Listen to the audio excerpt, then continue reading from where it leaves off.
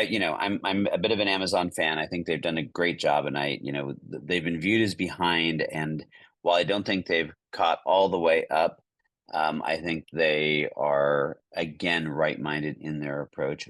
But they're definitely not perfect, as you have some critical words around their SageMaker announcements.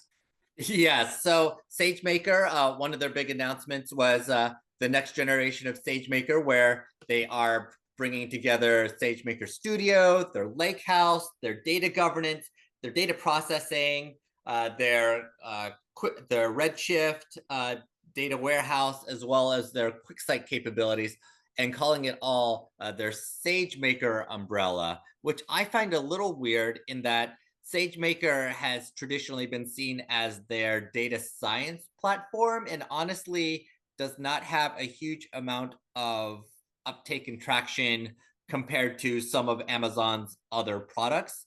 And we just spent 10 minutes talking about how fantastic Bedrock is and how all the exciting stuff right now is happening around Bedrock, Bedrock AI, Bedrock models, Bedrock routing, all these things that are really interesting. Like the things that is getting devs attention right now are all around Bedrock.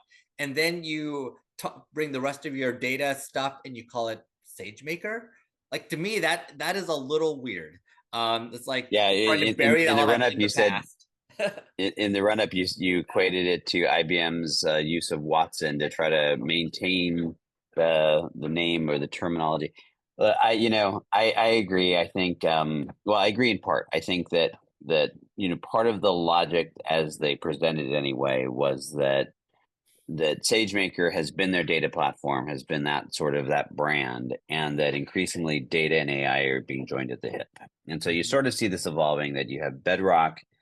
Well, I don't know. They have all these stupid terms, right? So you have Bedrock, and then you have Nova. It's like, okay, well, so Nova are the models, Bedrock is the AI platform, and now you have SageMaker, the data platform.